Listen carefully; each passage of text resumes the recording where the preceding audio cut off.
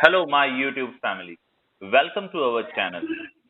Our today's topic for debate is what are the pros and cons of cashless economy? Friends, this channel is for those people who want to improve their spoken English, who want to be a good debater, who want to be a good speaker, who want to participate in GD, group discussion. So we are going to give you some ready-made points on different topics. There are many videos which we have already made and they are available in our playlist. And there are many more videos which are coming in future for you. So let's come back to our topic, cashless economy. What are the merits and demerits? This is Pratik Samar from Best English Classes, Bikaner. And this is Mukesh Janma from Titanium English Classes, Udaipur. So sir, what are your views on cashless society? I think it's good and it's working day by day. But I must explain what is exactly cashless economy. Actually, cashless economy is an economic system where small amount of cash is used in transactions. Cashless economy is based on transactions made by credit cards, debit cards, wallet, or other digital modes. So, of course, cashless economy is cost effective, growth friendly, business friendly, and pro financial inclusion. This is my first point. But sir, look around you. What's happening in the world? We are under threat by China and all these hackers. Your payment information is accessible to all the businesses that you transact with, and with you and your personal data. It can be vulnerable to data breaches. Just imagine, just suppose if your account is hacked into, all your savings could be drained within seconds. You're right. Of course, when there are no precautions, it will happen. It can happen in cash also. Like if somebody has kept the cash at home and gone outside, the thief can steal that cash as well. So there are challenges everywhere, but I will focus on the good part, the good things of the cashless economy. See, how did this revolution came? It came by the smartphone revolution, and it has led to the emergence of e-commerce, m-commerce, and other services, including app-based cab aggregators, who encourage digital payments for use of various services. The value-added services such as cashback, bill payment facilities, loyalty points, rewards, and ease of use have resulted in surge of such digital platforms. Is it not right? Sir, all these things they sound very beautiful, but just check the reality. Just look around you in India. What is there? Lack of adequate infrastructure and technology, limited usage of credit and debit cards, and the penetration of mobile internet is very low in rural India. After all, India is a country of villages. Our economy is totally cash dependent, sir. It is. It is not now 100%, but it was cash dependent. That's why this revolution started, the cashless economy. So many benefits are there in cashless. The first one is a cost reduction.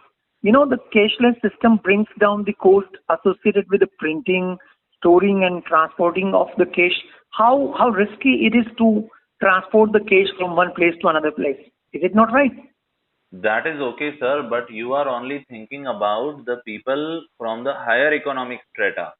What about the poor, especially those who are without bank accounts? They could face difficulties paying or receiving money. And in case of emergency, like if you need to make some payment and there is some urgencies there and you have technical problems like outages and downtime, that can hinder easy access to your money. And my third point in this category, what about the older generation? What about parents and grandparents who are not comfortable with digital modes of payment? The change is the need of the nature, and change is the rule of the nature. Day Okay. by day, in our ancient time, when I'm talking about my grandparents, see, that time the value of 1 rupee was equivalent to 10,000 today. My Mm-hmm. grandfather always says actually because he purchased many fields in 5 rupees and 10 rupees, right? Mm. So that time it was not very difficult to carry the cash because there was not much, that cash was not in much amount, right?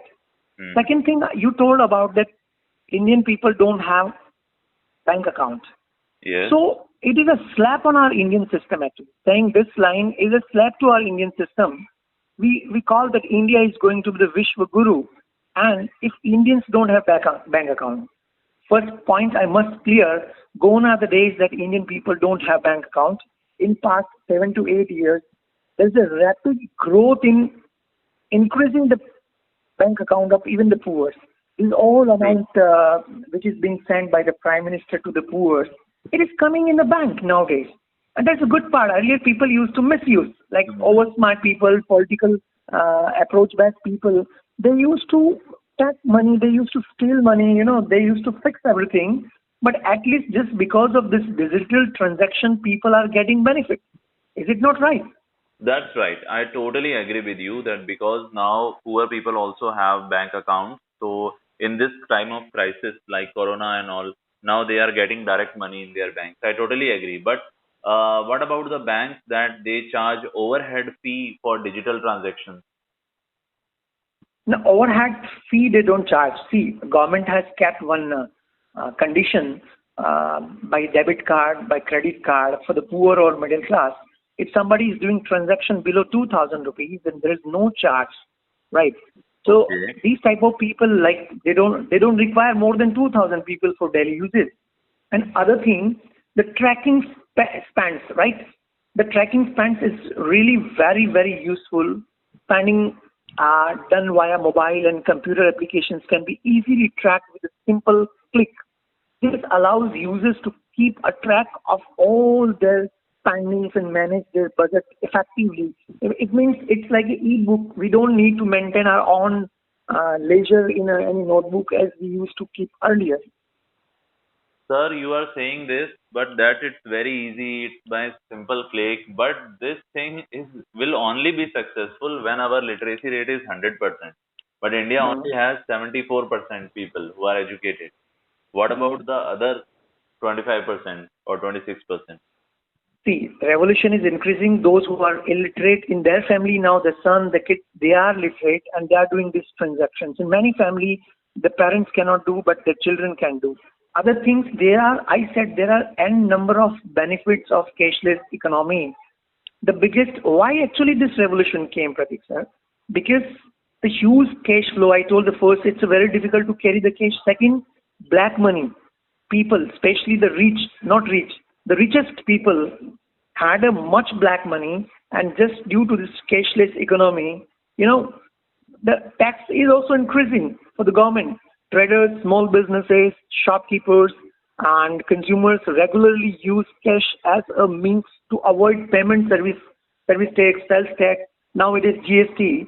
However, in a cashless economy where all transactions will be done through organized channel, through banks and financial institutions, they can be monitored by the government Okay. and proper actions could be taken against evaders. Okay. Yes, you are right.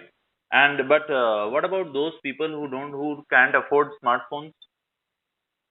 Why are you Who not can't? talking about the poor people, like those people who can't afford smartphones? Yes.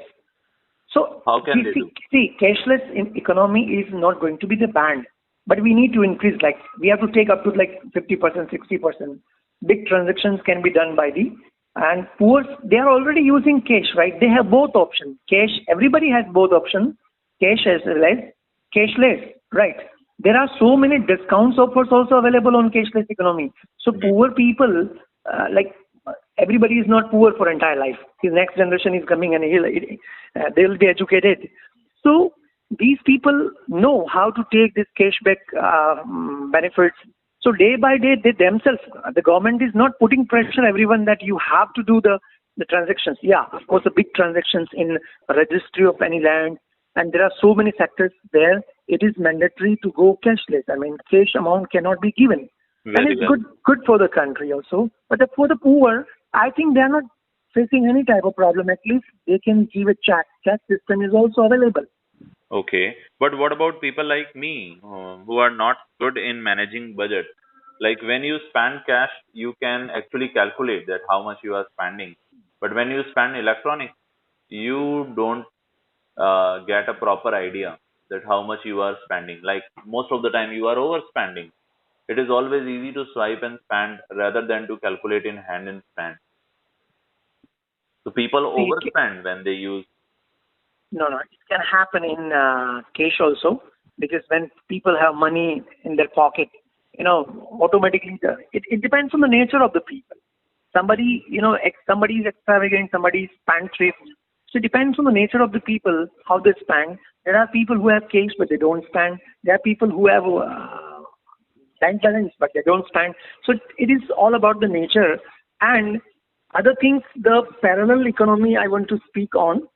In a cashless economy, it is easier to track the black money, I told, and Yes. elicit the transaction, unlike cash-based economy, in which money does not come into the banking system. In a case of digital transaction, it is easy to track and monitor suspicious transactions as all the records are available with the banks.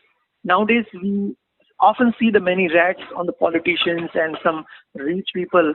So it comes just because of this all cashless systems, like they are not aware. So it's a good for the country. Hmm.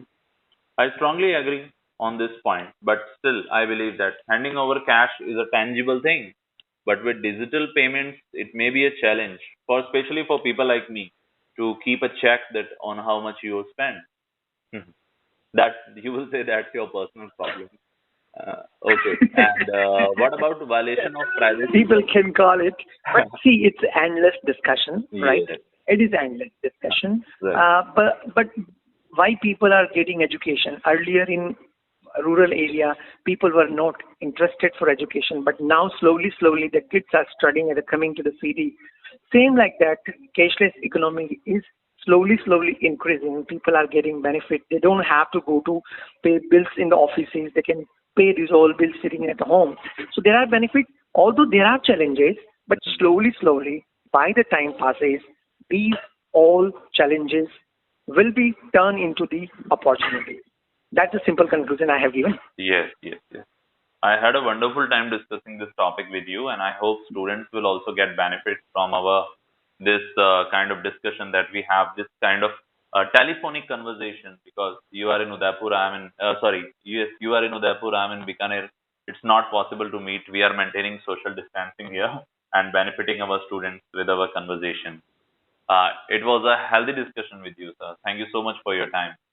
Even students can write their views in comment box if they Yes, want to discuss. yes.